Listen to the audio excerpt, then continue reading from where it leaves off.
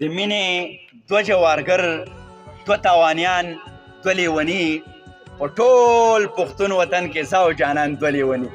زما لیونی جانان راشد خان راشد راغواړم ستاسو د لاسونو په ډېره بړه کې چې راشي او موږ سره خپله زمزمه شریک. یار مې د درنګ مالګو بدرنګ کو، یار مې د درنګ مالګو بدرنګ کو، سوات ته دې لاړ شي چې ښایسته ترې راځي. شډل بډل مې خوښ دی، ښه مکمل مې خوښ دی. شډل بډل مې خوښ دی، ښه مکمل مې خوښ دی. په چا کې کار نه لري دغه پاگل مې خوښ دی. او چې وي په غېږه کې چې وي په غېږه کې ستا هغه اجل مې خوښ دی. راشده ستا په شونډو هر یو غزل مې خوښ دی. او یو څو ټپې ډالۍ کومه چې زما قسمت څه دې وکړه، غبرګې څپېړې خپل تندي ته ورکومه،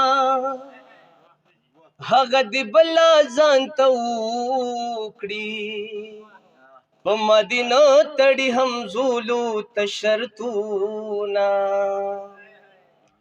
او جانانه ته خو داسې نه وي، د چا خبرې دي ضرور منلې دي نه.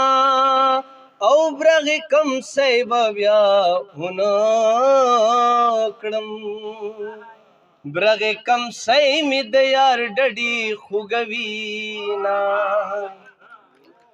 او د یار مې کوتي کوتي مخ دی چې لږه لویه شم غمي به پکې ږدمه. او پیزوان ته چا کافر پټ کړو، په پیر بابا به قسم مالا راکوي نه.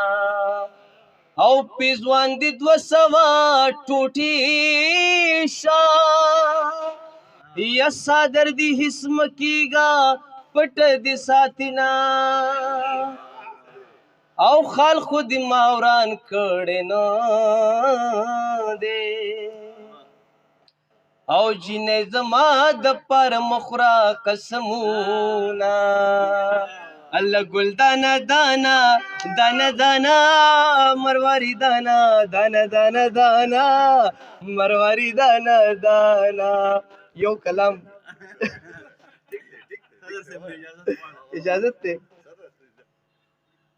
استاد حسن سری لمبی دی راپسی دی راپسی، استاد حسن سری لمبی دی راپسی دی راپسی، مڑیا راستانہ خی دی راپسی دی راپسی. استاد حسن سری لمبی دی راپسی دی راپسی،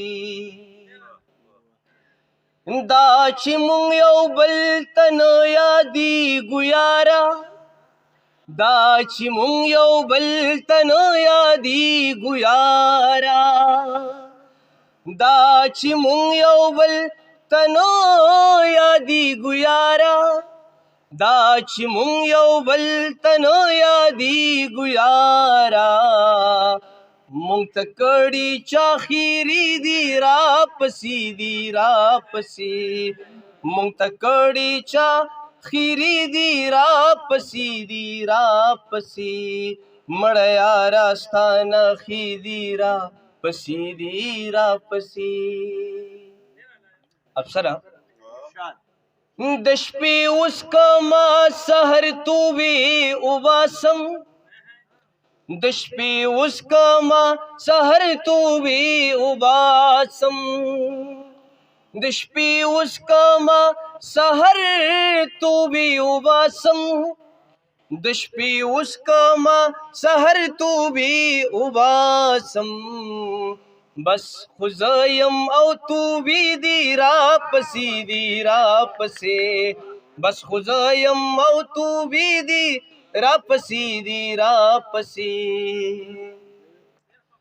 ټول غمونه را په سر کړه ای راشده، ټول غمونه را په سر کړه ای راشده، ټول غمونه را په سر کړه راشدا ټول غمونه را په سر کړه راشدا لا خو ځواني می جذبې دي را پسې دي را پسې لا خو ځواني می جذبې دي را پسې دي را پسې یو دوه ټپې د ځان دپاره کومه ماماجي او د ځان دپاره کومه جي او ستا دې د سترګو اشاره وي